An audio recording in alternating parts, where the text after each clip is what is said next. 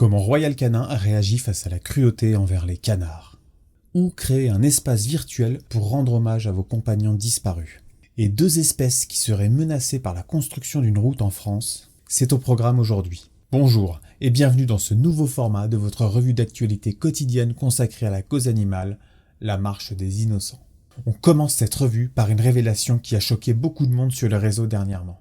Le naturaliste Pierre Rigaud et son association Nos Viventia ont récemment publié une vidéo accablante montrant des éleveurs de gibier en train de maltraiter des canards lors d'un événement de compétition canine organisé par le Retriever Club de France. Les images, difficiles à regarder, montrent des canards se faire briser les ailes avant d'être jetés à l'eau et fusillés par les participants, totalement indifférents à la souffrance des oiseaux sans défense, agonisant parfois de longues minutes. L'affaire a pris une telle ampleur que Royal Canin, partenaire de longue date du Retriever Club, a décidé de suspendre immédiatement son partenariat avec lui. Et ils ont été suivis par la marque Biogans, par la mutuelle Agria et par la marque Van de Velde qui ont toutes mis fin à leur partenariat avec le Retriever Club. Il faut savoir qu'une plainte a également été déposée et une enquête a été ouverte par le parquet de Carcassonne. Cette affaire est non seulement un coup dur pour le Retriever Club de France, mais elle jette également une ombre sur l'ensemble de la communauté des chasseurs, alimentant le débat sur la nécessité de réformer ces pratiques. 9 fois sur 10, c'est des gens qui vendent des chiens et qui ont une grille de cotation.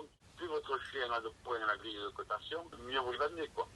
Voilà, massacrer des oiseaux pour entraîner des chiens, est-ce bien acceptable? Je pense qu'il faut interdire ce genre d'utilisation de cibles vivantes.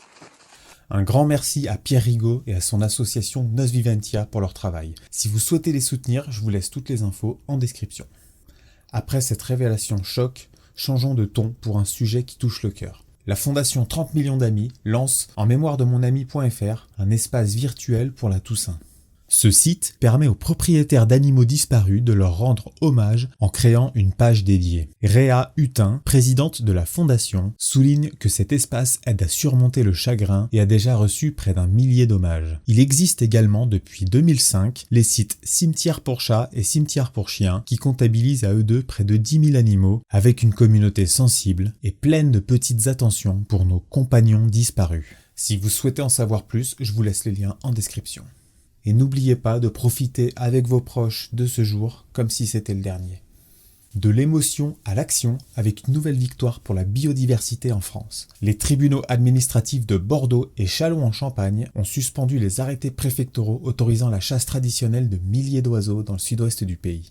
Ces décisions font suite à un protocole national d'expérimentation du ministère de la Transition écologique. Le gouvernement a été critiqué pour avoir ignoré la jurisprudence du Conseil d'État et les directives européennes. Alain Bourguin-Dubourg, président de la Ligue pour la protection des oiseaux, dénonce l'influence des lobbies de la chasse sur le gouvernement. Et vous, pensez-vous que la chasse traditionnelle devrait être réformée?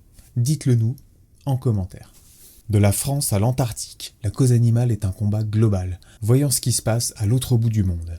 La Commission pour la conservation de la faune et de la flore marine de l'Antarctique, composée de 26 pays et de l'Union européenne, n'a pas réussi à créer de nouvelles aires marines protégées en Antarctique, à cause notamment de la Chine, de la Russie et du Chili qui bloquent constamment ces initiatives, invoquant les droits de pêche. Ce projet aurait été le plus grand de l'histoire de la protection des océans. Les ONG, dont WWF et Greenpeace, sont déçus, surtout en raison du changement climatique sans précédent qui affecte l'Antarctique. En effet, selon une étude récente publiée dans la revue Nature Climate Change, le réchauffement en Antarctique est 2 fois plus fort que dans le reste du monde. Vous souhaitez militer pour la cause animale? Le site de l'association Paris Animaux Zoopolis vous offre des ressources pour agir concrètement. Sur leur page dédiée, vous trouverez des tracts à imprimer librement et à diffuser lors d'actions de rue ou de salon, que ce soit pour sensibiliser à l'utilisation de rapaces dans les spectacles, des animaux sauvages dans les cirques ou la destruction des pigeons par les mairies. Une belle initiative pour celles et ceux qui veulent passer à l'action. Vous avez déjà participé à des actions de ce genre? Partagez vos expériences, vos ressources et vos astuces dans les commentaires. En parlant d'action, voici un acteur qui ne baisse jamais les bras. L'association One Voice intensifie sa bataille contre l'arrêté ministériel de la transition écologique, listant les espèces susceptibles d'occasionner des dégâts qu'on appelait auparavant des espèces nuisibles.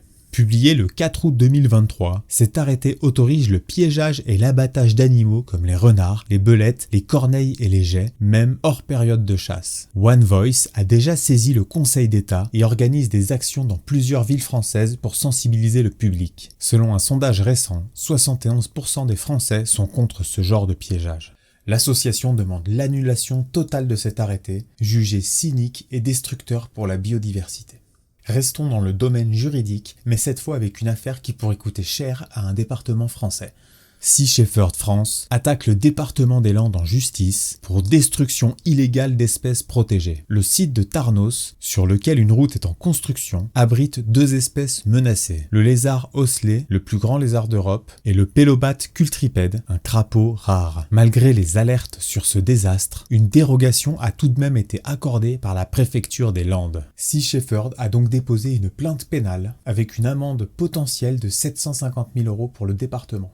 Notre série quotidienne sur la sentience se poursuit avec un nouveau visuel. Florence Delry nous rappelle aujourd'hui que la notion de sentience animale, c'est-à-dire la capacité des animaux à ressentir des émotions positives ou négatives, est devenue un sujet brûlant pour les biologistes ces 30 dernières années. Mais attention, ce n'est pas une révolution soudaine. Ian Duncan, professeur émérite de bien-être animal à l'université de Guelph, souligne que cette prise de conscience est en réalité ancienne. En effet, une certaine acceptation de la sentience, notamment chez les mammifères, existe depuis plusieurs siècles. Ne manquez pas le prochain visuel demain, ou retrouvez-le tout de suite, comme toujours, sous la vidéo.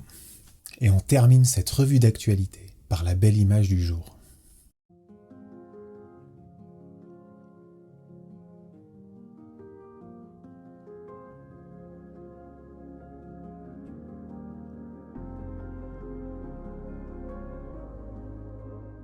Retrouvez tous les liens sous la vidéo et rendez-vous demain à 13 h pour le prochain épisode de La Marche des Innocents.